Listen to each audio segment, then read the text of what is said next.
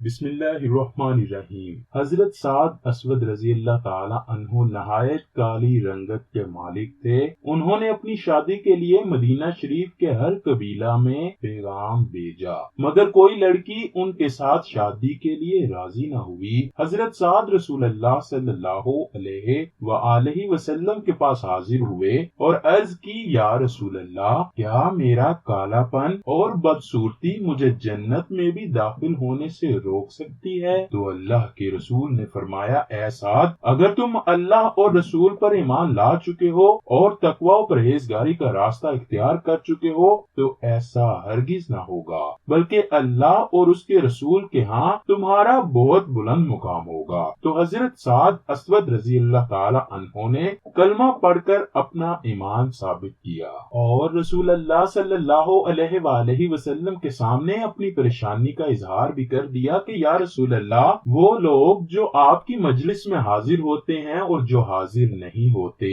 ہر قسم کے لوگوں کے ہاں میں نے اپنی شادی کا پیغام بھیجا ہے، لیکن میری بدصورتی کی وجہ سے مجھے اپنی بیٹی کا رشتہ دینے کے لیے کوئی بھی تیار نہیں۔ اس وقت حضرت عمرو بن وہب رضی اللہ تعالی عنہ کا بڑا نام تھا، وہ مدینے کے مالدار لوگوں میں شمار ہوتے تھے۔ اللہ تعالیٰ نے حضرت عمرو بن وہب کو حسین و جمیل لڑکی سے نوازا تھا، جو کہ مدینہ کی حسین ترین لڑکیوں میں شامل ہوتی تھی۔ حضرت محمد صلی اللہ علیہ وآلہ وسلم نے صحابہ کرام سے دریافت کیا، کیا آج حضرت عمر بن وہب نہیں آئے؟ صحابہ کرام نے فرمایا، اے اللہ کے نبی، آج عمرو بن وہب نہیں آئے۔ نبی کریم صلی اللہ علیہ وآلہ وسلم نے فرمایا، اے سعد، جاؤ عمرو کے گھر چلے جاؤ۔ عمرو بن وہب کے گھر جا کر کہو کہ اے عمرو بن وہب، اللہ کے نبی نے تیری بیٹی کے رشتے کے لیے مجھے چنا ہے۔ حضرت سعد حضرت محمد کے حکم کے مطابق حضرت عمرو کے گھر میں پہنچ گئے، دروازے پر دستک دی۔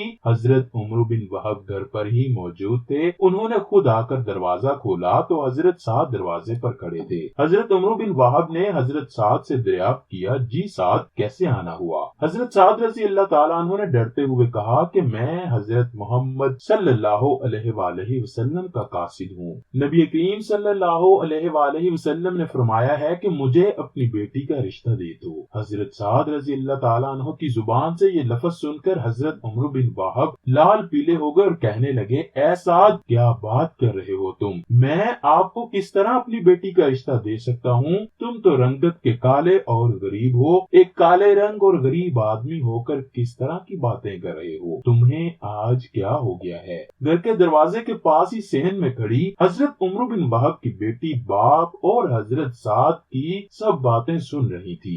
جب باپ نے حضرت سعد رضی اللہ تعالیٰ عنہ کو ڈانٹ کر واپس بھیج دیا تو بیٹی اپنے باپ سے آ کر کہنے لگی، اے ابا جان، آپ نے یہ کیا کر دیا؟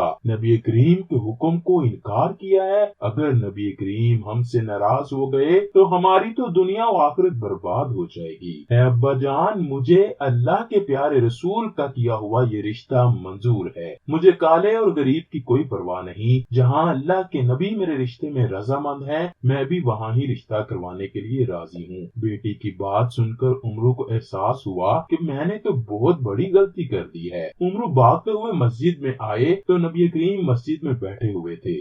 نبی اکرم عمرو کو دیکھ کر کہنے لگے، اے عمرو، تو نے میرے بھیجے گئے رشتے کو انکار کر دیا۔ حضرت عمرو بن وہب رضی اللہ تعالیٰ عنہ کی آنکھوں میں آنسو آ گئے اور کہنے لگے، اے محمد صلی اللہ علیہ وآلہ وسلم، آپ پر تو میرے ماں باپ بھی قربان، مجھ سے انجانے میں بہت بڑی غلطی ہو گئی۔ جب سعد رضی اللہ تعالیٰ عنہ واپس آئے تو مجھے احساس ہوا کہ میں کیا کر بیٹھا ہوں۔ میں اپنی غلطی تسلیم کرتا ہوں، مجھے معاف فرما دیجیے۔ آپ صلی اللہ علیہ وآلہ وسلم سعد کا نکاح میری بیٹی سے پڑھا دیجیے۔ نبی کریم نے نکاح پڑھایا اور 400 درہم حق مہر مقرر کیا۔ نبی کریم نے حضرت سعد کا نکاح پڑھنے کے بعد فرمایا، جاؤ سعد، اپنی بیوی کو لے آؤ۔ اس وقت آج کے دور کی طرح بہت بڑے شادیوں کے انتظامات نہیں ہوا کرتے تھے، ہر کام سادگی سے ہوا کرتا تھا۔ خیر، حضرت محمد صلی اللہ علیہ وآلہ وسلم نے حضرت سعد کو فرمایا، اے سعد، جاؤ، اپنی بیوی کو لے آؤ۔ حضرت سعد عرض کرنے لگے، اے اللہ کہ نبی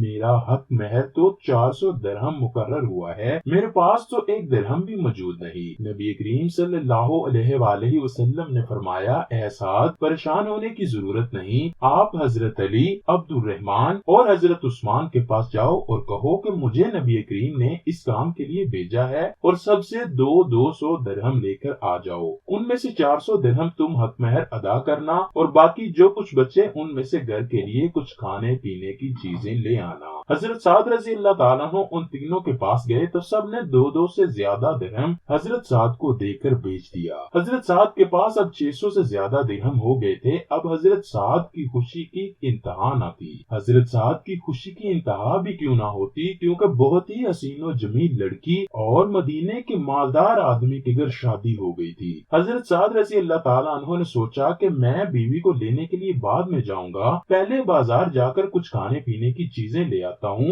اور کچھ گھر کا سامان لے آتا ہوں۔ چنانچہ آپ بازار چلے گئے۔ جب حضرت سعد رضی اللہ تعالیٰ عنہ بازار میں داخل ہوئے تو منادی کرنے والے نے اعلان کیا، اے اللہ کے نیک بندو، اللہ تعالیٰ اور اس کے رسول سے پیار کرنے والوں، اللہ کی راہ میں جنگ کرنے کے لیے نکلو۔ یہ سنتے ہی حضرت سعد رضی اللہ تعالیٰ عنہ نے اپنا سب کچھ وہاں ہی چھوڑا اور اللہ کی راہ میں جنگ کرنے کے لیے تیار ہو گئے۔ خدا کی رضا ایسی تھی کہ جنگ کے دوران ہی شہید ہو کر جنت میں اعلیٰ مقام حاصل کیا۔ اللہ اکبر۔ رسول اللہ صلی اللہ علیہ وآلہ وسلم کو پتا چلا کہ سعد اسود شہید ہو گئے ہیں تو آپ نے ان کا سر مبارک اپنی گود میں رکھا، ان کی تلوار اور گھوڑا ان کی بیوی کے پاس بھیجا اور ان کے سسرال والوں کو ایک پیغام بھیجا کہ اللہ تعالیٰ نے میرے سعد کو تمہاری بیٹی سے زیادہ خوبصورت لڑکیوں سے شادی کروا دی ہے، کیونکہ وہ چہروں کی خوبصورتی کو نہیں تمہارے دلوں کی خوبصورتی کو دیکھتا ہے، اور اللہ پاک نے